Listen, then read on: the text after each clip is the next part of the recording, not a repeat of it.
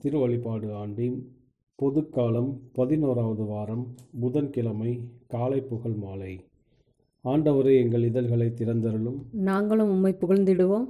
தந்தைக்கும் மகனுக்கும் தூய ஆவிக்கும் ஆட்சி உண்டாவதாக. தொடக்கத்தில் இருந்தது போல இப்போதும் எப்பொழுதும் என்றென்று இருப்பதாக. ஆமீன். அல்லேலூயா. அழைப்பு பல்லவியும் அழைப்பு திருப்பாடலும். ஆண்டவரை நாம் போற்றுவோம், ஏனெனில் அவரே நம்மை உருவாக்கியவர். ஆண்டவரை நாம் போற்றுவோம், ஏனெனில் அவரே நம்மை உருவாக்கியவர். வாருங்கள், ஆண்டவரை புகழ்ந்து பாடுங்கள். நமது மீட்பின் பாறையை போற்றி ஆர்ப்பரியுங்கள். அவர் திருமுன் நன்றியுடன் செல்வோம். புகழ் பாக்களால் அவரை போற்றி அகமகிழ்வோம். ஏனெனில் ஆண்டவர் மாண்புமிகு இறைவன், அனைத்து தெய்வங்களுக்கும் அனைத்திற்கும் மேலான பேரரசர். பூ உலகின் ஆழ் பகுதிகள் அவர் தம் கையில் உள்ளன. மலைகளின் கொடுமுடிகளும் அவருக்கே உரியன. கடலும் அவருடையதே, அவரே அதை படைத்தார். உலர்ந்த தரையையும் அவர் கைகளை உருவாக்கின.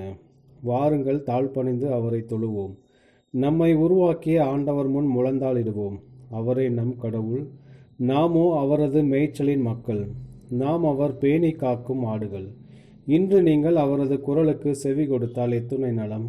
அன்று மெரிபாவிலும் பாலை நிலத்தில் மாசாவிலும் செய்தது போல உங்கள் இதயத்தை கடினப்படுத்தி கொள்ளாதீர்கள். அங்கே உங்கள் மூதாதையர் என்னை சோதித்தனர். என் செயல்களை கண்டிருந்தும் என்னை சோதித்து பார்த்தனர்.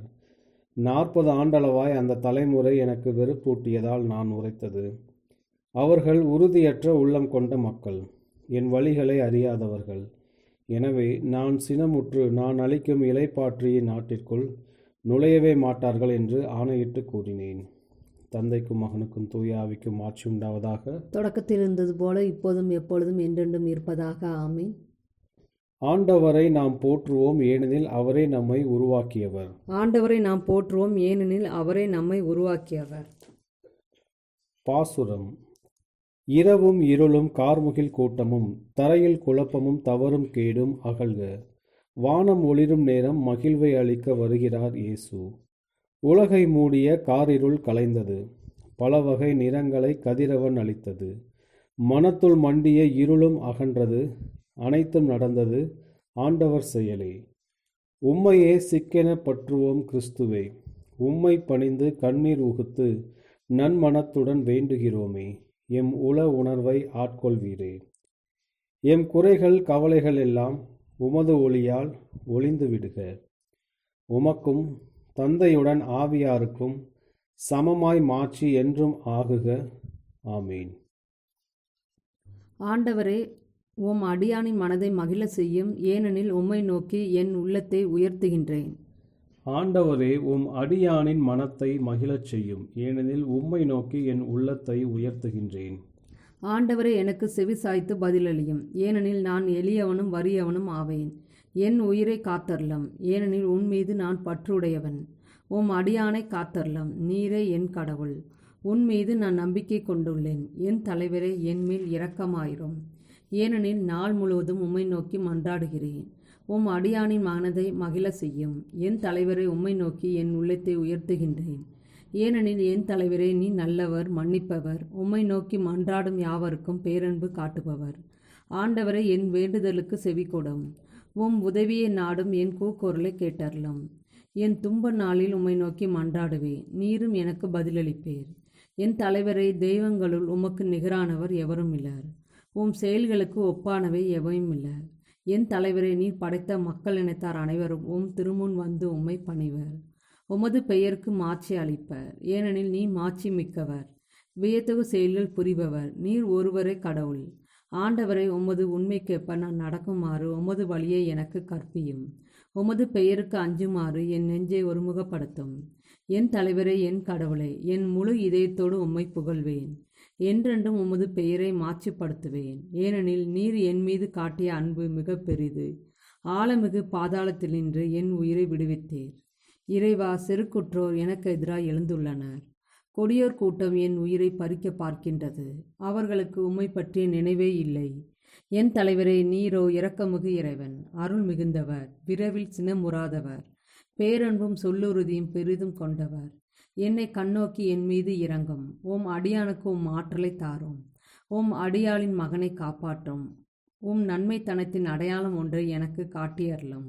அதைக் கண்டு என் எதிரிகள் நாணுவார்கள். ஏனெனில் ஆண்டவராகிய நீர்தாமே எனக்கு துணை செய்து ஆறுதல் அளித்துள்ளீர். தந்தைக்கும் மகனுக்கும் தூய ஆவிக்கும் ஆட்சி உண்டாவதாக. தொடக்கத்தில் இருந்தது போல இப்போதும் எப்போதும் என்றென்றும் இருப்பதாக. ஆமென். ஆண்டவரே, உம் அடியானின் மனதை மகிழ செய்யும். ஏனெனில் உம்மை நோக்கி என் உள்ளத்தை உயர்த்துகின்றேன். ஆண்டவரே, உம் அடியானின் மனத்தை மகிழச் செய்யும். ஏனெனில் உம்மை நோக்கி என் உள்ளத்தை உயர்த்துகின்றேன். நீதி நெறியில் நடப்பவர், நேர்மையானவற்றை பேசுபவர் பேறு பெற்றவர். நீதி நெறியில் நடப்பவர், நேர்மையானவற்றை பேசுபவர் பேறு பெற்றவர். தொலையில் உள்ளோரே, நான் செய்வதை கேளுங்கள். அருகில் உள்ளோரே, என் ஆற்றலை அறிந்து கொள்ளுங்கள். சீயோன் வாழ் பாவிகள் அஞ்சுகின்றனர். இறை பற்றில்லாரை திகில் ஆட்கொள்கின்றது. சுட்டெரிக்கும் நெருப்பில் நம்மில் எவர் தங்குவார்? என்றென்றும் பற்றி எரியும் தழலில் நம்மில் எவர் இருப்பார்? நீதி நெறியில் நடப்பவர், நேர்மையானவற்றை பேசுபவர், கொடுமை செய்து பெற்ற வருவாயை வெறுப்பவர், கையூட்டு வாங்க கை நீட்டாதவர், இரத்தப்பழி செய்திகளை செவி கொடுத்து கேளாதவர், தீயவற்றை கண்கொண்டு காணாதவர், அவர்களே உன்னதங்களில் வாழ்வர். கற்பாறை கோட்டைகள் அவர்களது காவல் அரண் ஆகும். அவர்களுக்கு உணவு வழங்கப்படும், தண்ணீர் தரப்படுவதும் உறுதி. தந்தைக்கும் மகனுக்கும் தூய ஆவிக்கும் ஆட்சி உண்டாவதாக. தொடக்கத்தில் இருந்தது போல இப்போதும் எப்பொழுதும் என்றென்றும் இருப்பதாக. ஆமீன். நீதி நெறியில் நடப்பவர், நேர்மையானவற்றை பேசுபவர் பேறு பெற்றவர். நீதி நெறியில் நடப்பவர், நேர்மையானவற்றை பேசுபவர் பேறு பெற்றவர். ஆண்டவராகிய அரசரை ஆர்ப்பரித்து பாடுங்கள். ஆண்டவராகிய அரசரை ஆர்ப்பரித்து பாடுங்கள். ஆண்டவருக்கு புதியதொரு பாடல் பாடுங்கள். ஏனெனில் அவர் வியத்தகு செயல்கள் புரிந்துள்ளார். அவருடைய வழக்கையும் புனிதமிகு புயமும் அவருக்கு வெற்றியை அளித்துள்ளன. ஆண்டவர் தம் மீட்பை அறிவித்தார். பிற இனத்தார் கண்முன்னே தம் நீதியை வெளிப்படுத்தினார். இஸ்ரேல் வீட்டாருக்கு வாக்களிக்கப்பட்ட தமது பேரின்பையும் உறுதிமொழியையும் அவர் நினைவு கூர்ந்தார். உலகெங்கும் உள்ள அனைவரும் நம் கடவுள் அருளிய விடுதலையை கண்டனர். உலகெங்கும் வாழ்வோரை அனைவரும் ஆண்டவரை ஆர்ப்பரித்து பாடுங்கள். மகிழ்ச்சியுடன் ஆர்ப்பரித்து புகழ்ந்தேத்துங்கள். யாழினை மீட்டி ஆண்டவரை புகழ்ந்தேத்துங்கள். யாழினை மீட்டி இனிய குரலில் அவரை வாழ்த்தி பாடுங்கள். ஆண்டவராகிய அரசரின் முன்னே எக்காலம் முழங்கி கொம்பினை ஊதி ஆர்ப்பரித்து பாடுங்கள். கடலும் அதில் நிறைந்தவையும் உலகும் அதில் உறைவோரும் முழங்குவாராக. ஆறுகளை கைகொட்டுங்கள், மலைகளை ஒன்று கூடி பாடுங்கள். ஆண்டவர் திருமுன் மகிழ்ந்து பாடுங்கள். ஏனெனில் அவர் உலகிற்கு நீதி வழங்க வருகின்றார். பூ உலகை நீதியுடன் ஆண்டிடுவார். மக்களினங்களை நேர்மையுடன் ஆட்சி செய்வார். தந்தைக்கும் மகனுக்கும் தூய ஆவிக்கும் ஆட்சி உண்டாவதாக. தொடக்கத்தில் இருந்தது போல இப்போதும் எப்போதும் என்றென்றும் இருப்பதாக. ஆமீன். ஆண்டவராகிய அரசரை ஆர்ப்பரித்து பாடுங்கள். ஆண்டவராகிய அரசரை ஆர்ப்பரித்து பாடுங்கள். யோபு நூலிலிருந்து வாசகம். என் தாயின் கருப்பையிலிருந்து பிறந்த மேனியாய் நான் வந்தேன். அங்கே திரும்புகையில் பிறந்த மேனியாய் நான் செல்வேன். ஆண்டவர் அளித்தார், ஆண்டவர் எடுத்துக்கொண்டார். ஆண்டவரது பெயர் போற்ற பெறுக. நன்மையை கடவுளிடமிருந்து பெற்ற நாம் ஏன் தீமையை பெறக்கூடாது? ஆண்டவரின் அருள்வாக்கு. இறைவனுக்கு நன்றி. கடவுளே, என் உள்ளத்தை உம் திருவுளத்திற்கு ஏற்ப பணிய செய்தருளும். கடவுளே, என் உள்ளத்தை உம் திருவுளத்திற்கு ஏற்ப பணிய செய்தருளும். உம் வார்த்தையால் எனக்கு வாழ்வளித்தருளும். கடவுளே, என் உள்ளத்தை உம் திருவுளத்திற்கு ஏற்ப பணிய செய்தருளும். தந்தைக்கும் மகனுக்கும் தூய ஆவிக்கும் ஆட்சி உண்டாவதாக. கடவுளே, என் உள்ளத்தை உம் திருவுளத்திற்கு ஏற்ப பணிய செய்தருளும். முதல் வாசகம். நீதி தலைவர் நூலிலிருந்து வாசகம். எல்லா மிதியானியரும் அமலேக்கியரும் கிழக்கில் வாழும் மக்களும் ஒன்று கூடி யோர்தானை கடந்து இஸ்ரேல் பள்ளத்தாக்கில் பாளையம் இறங்கினர். ஆண்டவரின் ஆவி கிதியோனை ஆட்கொண்டது. அவர் எக்காலம் ஊதி அபியேசர் குடும்பத்தவரை தம்மை பின்பற்றி வருமாறு அழைத்தார். மனாசே குலம் முழுவதற்கும் அவர் தூதரை அனுப்பினார். அவர்களும் அவர் பின்வர அழைக்கப்பட்டனர். ஆசேர், செபுலோன், நப்தலி குலங்களுக்கும் தூதரை அனுப்பினர். அவர்களும் அவர்களை சந்திக்க சென்றார்கள். கிதியோன் கடவுளிடம், நீர் கூறியபடி இஸ்ரேலை என் மூலம் விடுவிக்க விரும்பினால், இதோ நான் ஆட்டுக்கம்பளி போர் அடிக்கும் களத்தில் வைக்கிறேன். ஆட்டுக்கம்பளியை போரடிக்கும் களத்தில் வைக்கிறேன். கம்பளி மேல் மட்டும் பனி இறங்கி இருந்து தரை முழுவதும் காய்ந்திருந்ததேயானால் நீர் கூறியபடி என் மூலம் இஸ்ரவேலை நீர் விடுவிப்பீர் என அறிந்து கொள்வேன் என்றார். அவ்வாறே நடந்தது. மறுநாள் காலை எழுந்து கம்பளியை பிழிந்தார். அவர் கம்பளியை முறுக்கி பிழிய பனி நீர் ஒரு கிண்ணம் முழுவதையும் நிரப்பியது. கீதியோன் கடவுளிடத்தில், எனக்கு எதிராக நீர் சினம் கொள்ளாதீர். மீண்டும் ஒரு முறை நான் பேசுகிறேன். இன்னும் ஒரு முறை மட்டும் நான் கம்பளியால் சோதித்து பார்க்கிறேன். கம்பளி மட்டும் உலர்ந்திருக்க வேண்டும், தரை மீதெங்கும் பனி இறங்கி இருக்க வேண்டும் என்றார். அவ்விரவில் ஆண்டவர் அவ்வாறே செய்தார். கம்பளி மட்டும் உலர்ந்திருக்க, தரை மீதெங்கும் பனி இறங்கி இருந்தது. எருபாகால் என்ற கீதியோனும் அவருடன் இருந்த மக்கள் அனைவரும் அதிகாலையில் எழுந்து அரோது நீரூற்றருகே பாளையம் இறங்கினர். மிதியானியர் பாளையம் இவரது பாளையத்திற்கு வடக்கே மோரே மலை அருகே பள்ளத்தாக்கில் இறங்கி இருந்தது. ஆண்டவர் கீதியோனை நோக்கி, உன்னுடன் இருக்கும் மக்கள் ஏராளமாக இருப்பதால் மிதியானியரை அவர்கள் கையில் ஒப்படைக்க மாட்டேன். இல்லையெனில் எம் கையே எம்மை காத்தது என்று கூறி இஸ்ரேல் மக்கள் எனக்கு எதிராக தற்பெருமை கொள்வர். இப்பொழுது மக்கள் கேட்குமாறு நீ கூற வேண்டியது, போருக்கு அஞ்சி நடுங்குகின்றவன் போய்விடட்டும், கிளையாது மலையை விட்டு அகலட்டும் என்றார். மக்களுடன் 22,000 பேர் திரும்பி சென்றனர். 10,000 பேர் எஞ்சியிருந்தனர். ஆண்டவர் கிதியோனிடம், மக்கள் இன்னும் ஏராளமாக உள்ளனர், அவர்களை நீர்நிலைக்கு அழைத்து வா, அங்கே உனக்காக அவர்களை தேர்ந்தெடுப்பேன். இவன் உன்னுடன் செல்வான் என்று யாரை குறித்து உன்னிடம் குறிப்பிடுகின்றேனோ அவன் உன்னுடன் செல்வான். இவன் உன்னுடன் செல்ல மாட்டான் என்று யாரை குறித்து குறிப்பிடுகிறேனோ அவன் உன்னுடன் செல்ல மாட்டான் என்றார். அவர் மக்களை நீர்நிலைக்கு அழைத்து சென்றார். ஆண்டவர் கீதியோனிடம், நாய் போன்று நக்கினால் நீரை நக்கி குடிப்பவர்களையெல்லாம் தனியாக நிறுத்து, முழங்காலில் மண்டியிட்டு நீரை குடிப்பவர்களையெல்லாம் தனியாக நிறுத்து என்றார்.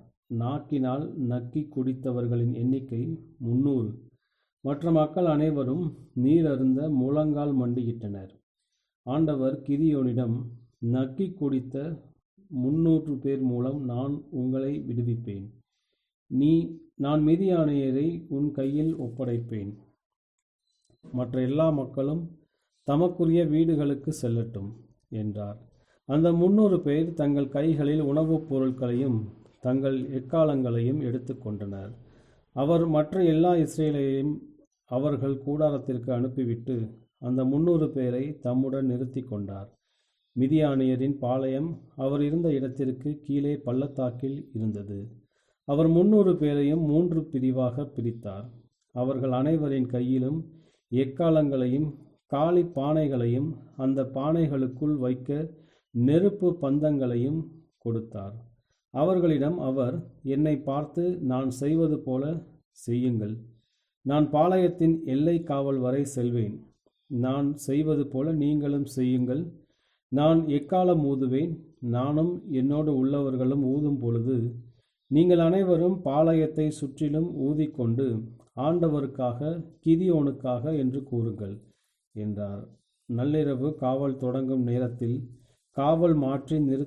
காவலர் மாற்றி நிறுத்தப்பட்டனர். அப்போது கிதியோனும் அவருடன் இருந்த 100 பேரும் எல்லை காவலை அடைந்தனர். கிதியோனும் அவருடன் இருந்தவர்களும் எக்காலம் ஊதினர். தங்கள் கையில் இருந்த பானைகளை உடைத்தனர். 3 பிரிவினரும் எக்காலம் ஊதினர், பானைகளை உடைத்தனர். தங்கள் இடக்கையில் நெருப்பு பந்தங்களையும் வலக்கையில் ஊதுவதற்கு எக்காலங்களையும் ஏந்தியிருந்தனர். அவர்கள் ஆண்டவருக்காக, கிதியோனுக்காக ஒரு வாள் என்று முழங்கினர். பாளையத்தை சுற்றி ஒவ்வொருவனும் தன் இடத்தில் நின்றான். பாளையத்தில் இருந்த அனைவரும் ஓட்டம் எடுத்தனர். ஓலமிட்டு கொண்டு தப்பி ஓடினர். அப்பொழுது 300 பேரும் எக்காலம் ஊதினர். ஆண்டவர் பாளையம் முழுவதிலும் ஒவ்வொருவனும் மற்றவன் மீது வாள் வீச செய்தார். பாளையத்தினர் சேரோவை நோக்கி பெட்சிட்ரா வரையிலும், தாபாத்தாவில் உள்ள ஆபல் மெஹோலா எல்லை வரையிலும் தப்பி ஓடினர். ஆண்டவரின் அருள்வாக்கு. இறைவனுக்கு நன்றி. இரண்டாம் வாசகம். உமது அரசு வருக, உமது சித்தம் நிறைவேறுக. ஆயரும் வேத சாட்சியுமான புனித சிப்ரியான் ஆண்டவரின் ஜெபம் குறித்து எழுதிய ஆய்வுக் கட்டுரை. ஜெபம் தொடருகின்றது. உமது அரசு வருக. அவரது பெயர் நம்மில் அர்ச்சிக்கப்படுவதை நாம் கேட்பதைப் போன்றே இறைவனது அரசு நமக்கு பிரசன்னமாயிருக்க நாம் ஜெபிக்கின்றோம். ஏனெனில் எப்போது இறைவன் ஆள்வதில்லை, எப்போதும் அவர்கள் இருக்கக்கூடிய ஒன்றுக்கு, எப்போதும் முடியாத ஒன்றுக்கு எவ்வாறு தொடக்கம் இருக்க முடியும்? இறைவன் நமக்கு வாக்களித்த அரசு கிறிஸ்துவின் இரத்தத்தாலும் பாடுகளாலும் விலை கொடுத்து வாங்கப்பட்ட அரசு வரும் என்று நாம் ஜெபிக்கின்றோம். அப்போது இவ்வுலகில் அடிமைகளாய் இருந்த நாம் இப்போதிருந்து கிறிஸ்துவின் அரசில் ஆட்சி செய்வோம். வாருங்கள், என் தந்தையால் ஆசீர்வதிக்கப்பட்டவர்களை, உலகம் தொடங்கும் போதிருந்தே உங்களுக்காக தயாரிக்கப்பட்ட அரசை பெற்றுக்கொள்ளுங்கள் என்ற அவரது வாக்குறுதிக்கிணங்க நாம் ஆட்சி செய்வோம். இருப்பினும் என் அன்பு நண்பர்களே, நாம் தினமும் வருமென்று விரும்பும் இறையரசு கிறிஸ்துவாகவே இருக்கலாம். ஏனெனில் அவரது வருகைக்காகவே நாம் ஏங்குகின்றோம். அவரே நம் உயிர்ப்பு. ஏனெனில் அவரில் நாம் மீண்டும் உயிர்க்கின்றோம். இவ்வாறே அவரே இறையரசு என்று கருதப்படலாம். ஏனெனில் அவரில் நாம் ஆட்சி செய்வோம். இறைவனின் அரசிற்காக நாம் ஜெபிப்பது நல்லதே. ஏனெனில் அது வானக அரசாக இருப்பினும் பூவுலக அரசாகவும் விளங்குகின்றது. ஆனால் ஏற்கனவே உலகை துறந்தவர்கள் அந்த அரசில் அதிகாரமுள்ள பதவிகளுக்கு உயர்த்தப்படுவர். இதன் பிறகு நாம் கூறுகின்றோம், உமது சித்தம் பரலோகத்தில் செய்யப்படுவது போல பூலோகத்திலும் செய்யப்படுவதாக. இறைவன் அவரது சித்தத்தை செய்ய வேண்டுமென நாம் ஜெபிப்பதில்லை, மாறாக அவரது சித்தத்தை நாம் செயல்படுத்த வேண்டுமென நாம் ஜெபிக்கின்றோம். இறைவன் தம் சித்தத்தை நிறைவேற்றுவதை எவன் தடுக்க முடியும்? ஆனால் இறைவனது சித்தம் நம்மில் நிறைவேற நமது ஜெபத்தில் நான் வேண்டுகிறோம். ஏனெனில் நமது மனமும் நடத்தையும் அனைத்திலும் இறைவனுக்கு கீழ்ப்படிவதை தடை செய்ய தடை கற்களை வீசுகின்றான் அழகை. எனவே அவரது சித்தம் நம்மில் நிறைவேறுவதற்கு அவரது சித்தம் நமக்கு தேவையாயுள்ளது. அதாவது அவரது உதவியும் பாதுகாப்பும் நமக்கு தேவை. இறைவனது இரக்கமும் மன்னிப்புமின்றி எவனும் தன் சொந்த சக்தியால் பலமாகவும் உறுதியாகவும் விளங்க முடியாது. தாம் ஏற்றுக்கொண்ட மனித இயல்பின் பலவீனத்தை வெளிப்படுத்தும் வண்ணம் ஆண்டவரே கூறுகின்றார், தந்தாய், கூடுமானால் இத்துன்பக்களம் என்னை விட்டு நீங்க கடவது. பிறகு தங்களது சித்தத்தையன்றி இறைவனின் சித்தத்தையே தமது சீடர் நிறைவேற்ற வேண்டும் என்பதற்கு உதாரணம் அளிக்கும் வண்ணம், இருப்பினும் என் விருப்பப்படியன்று உம் விருப்பப்படியே ஆகட்டும் என்று கூறுகின்றார். கிறிஸ்து செய்த அனைத்தும், அவர் போதித்த அனைத்தும் இறைவனின் சித்தமே. நமது அனுதின வாழ்வில் தாழ்ச்சி, வலுவா விசுவாசம், பேச்சில் ஒழுக்கமான அடக்கம், செயல்களில் நீதி, செய்கையில் இரக்கம், கட்டுப்பாடு, பிறரை தீங்கு செய்ய மறுத்தல், துன்புறுவதற்கு தயாராயிருத்தல், நமது சகோதரரோடு சமாதானம், ஆண்டவரின் பால் முழு இதயத்தில் அன்பு, தந்தையுடையதை அவரில் நேசிப்பது, அவர் இறைவனாய் இருப்பதால் அவருக்கு அஞ்சுவது, நமக்கு பதிலாய் எதையும் தேர்ந்தெடுக்காத அவருக்கு பதிலாய் எதையும் தேர்ந்தெடுக்காதிருப்பது, உறுதியாக அவரை பற்றி கொள்வது, அவரது பெயருக்கோ மகிமைக்கோ பங்கம் ஏற்படும் போது அவரது சிலுவையின் கீழ் பிரமாணிக்கத்தோடும் தைரியத்தோடும் நிற்பது, நமது விசுவாச அறிக்கையின் நிலையான தன்மையை நமது பேச்சில் வெளிப்படுத்துவது, வதைக்கப்படும்போது போராட்டத்திற்கு மன உறுதியும், இறக்கும்போது நாம் முடிசூட்டப்படுவதற்கு தேவையான பொறுமையையும், கிறிஸ்துவின் உடன் உரிமையாளராய் மாற விரும்புவதன் பொருள் இதுவே. இறைவனின் கட்டளையை கடைபிடிப்பது இவ்வாறே. தந்தையின் சித்தத்தை நிறைவேற்றுவதன் பொருள் இதுவே. ஆயரும் வேத சாட்சியுமான புனித சிப்ரியான் ஆண்டவரின் ஜெபம் குறித்து எழுதிய ஆய்வுக் கட்டுரை. இன்றைய நற்செய்தி வாசகம். மத்தேயு எழுதிய தூய நற்செய்தியிலிருந்து வாசகம். அக்காலத்தில் இயேசு தம் சீடரை நோக்கி கூறியது, மக்கள் பார்க்க வேண்டுமென்று அவர்கள் முன் உங்கள் அறச்செயல்களை செய்யாதீர்கள். இதை குறித்து நீங்கள் எச்சரிக்கையாயிருங்கள். இல்லையென்றால் உங்கள் விண்ணகத் தந்தையிடமிருந்து உங்களுக்கு கைமாறு கிடைக்காது. நீங்கள் தர்மம் செய்யும்போது உங்களைப் பற்றி தம்பட்டம் அடிக்காதீர்கள். வெளிவேடக்காரர் மக்கள் புகழ வேண்டுமென்று தொழுகை கூடங்களிலும் சந்துகளிலும் நின்று அவ்வாறு செய்வர். அவர்கள் தங்களுக்குரிய கைமாறு பெற்றுவிட்டார்கள் என உறுதியாக உங்களுக்கு சொல்கிறேன். நீங்கள் தர்மம் செய்யும்போது உங்கள் வழக்கை செய்வது இடக்கைக்கு தெரியாதிருக்கட்டும். அப்பொழுது நீங்கள் செய்யும் தர்மம் மறைவாயிருக்கும். மறைவாய் உள்ளதை காணும் உங்கள் தந்தையும் உங்களுக்கு கைமாறு அளிப்பார்.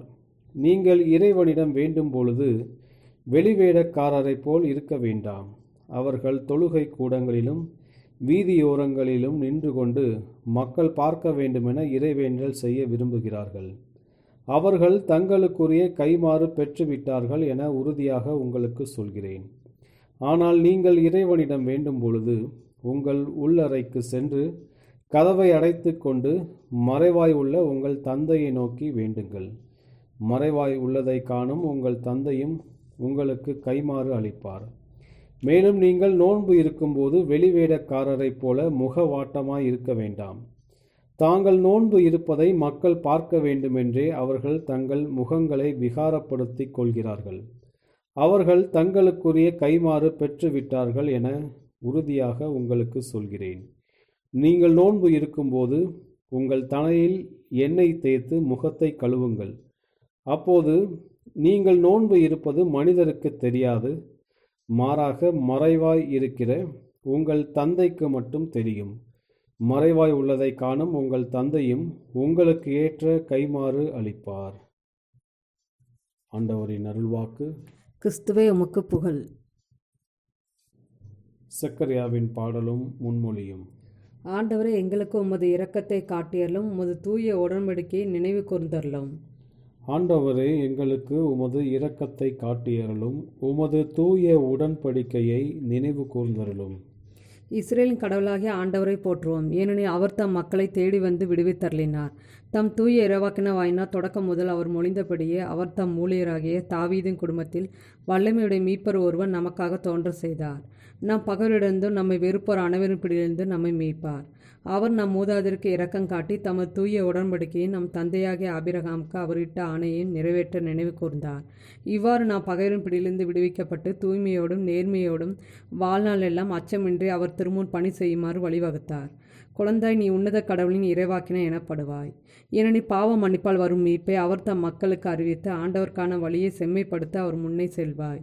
இருளிலும் இறப்பின் பிடியில் இருப்போருக்கு ஒளி தரவும், நம்முடைய கால்களை அமைதி வழியில் நடக்க செய்யவும், நம் கடவுளின் பரிவுள்ளத்தாலும் இரக்கத்தாலும் விண்ணிலிருந்து விடியல் நம்மை தேடி வருகிறது. தந்தைக்கும் மகனுக்கும் தூய ஆவிக்கும் ஆட்சி உண்டாவதாக. தொடக்கத்தில் இருந்தது போல இப்போதும் எப்போதும் என்றென்றும் இருப்பதாக. ஆமேன். ஆண்டவரே, எங்களுக்கு உமது இரக்கத்தை காட்டியறலும், உமது தூய உடன்படிக்கையை நினைவு கூர்ந்தருளும். ஆண்டவரே, எங்களுக்கு உமது இரக்கத்தை காட்டியருளும், உமது தூய உடன்படிக்கையை நினைவு கூர்ந்தருளும். மன்றாட்டுகள். கடவுள் அன்பாய் இருக்கிறார். அன்பில் நிலைத்திருக்கிறவர் கடவுளோடு இணைந்திருக்கிறார். கடவுளும் அவரோடு இணைந்திருக்கிறார். இயேசு கிறிஸ்துவில் கடவுள் நம்மை எவ்வாறு அன்பு செய்தார் என காண்கின்றோம். அவருடைய அன்பின் மீது நாம் கொண்ட நம்பிக்கையை புதுப்பிப்போம். ஆண்டவராக இயேசுவே, நீர் எம்மை அன்பு செய்து எமக்காக உம்மையே கையளித்தீர். இக்காலை நேரத்தில் நீர் எங்களுக்கு வாழ்வையும் ஒளியையும் வழங்கியுள்ளீர். இத்தகைய மேலான கொடைகளுக்காக நாங்கள் உமக்கு நன்றி செலுத்துகிறோம். ஆண்டவராக இயேசுவே, நீர் எம்மை அன்பு செய்து எமக்காக உம்மையே கையளித்தீர். நீர் ஒருவரே வருங்காலத்தின் தலைவர். என்ன நடக்கப் போகிறதோ என்னும் அச்சத்தினின்றும் நம்பிக்கையின்மையினின்றும் எங்களை காத்தருளும். ஆண்டவராக இயேசுவே, நீர் எம்மை அன்பு செய்து எமக்காக உம்மையே கையளித்தீர். தனக்கென எதையும் தேடும் பேராசை அன்பிற்கு இல்லை. இன்று எங்கள் தன்னலத்தை அகற்ற எங்கள் உள்ளத்தை திடப்படுத்தும். ஆண்டவராக இயேசுவே, நீர் எம்மை அன்பு செய்து எமக்காக உம்மையே கையளித்தீர். எம்மிடம் உமது அன்பு அனைத்து தடைகளையும் மேற்கொள்ளச் செய்யும். எங்களுடைய நம்பிக்கை, எதிர்நோக்கு, பொறுமை எவ்வித வரம்புமின்றி வளர செய்தருளும். ஆண்டவராக இயேசுவே, நீர் எம்மை அன்பு செய்து எமக்காக உம்மையே கையளித்தீர்.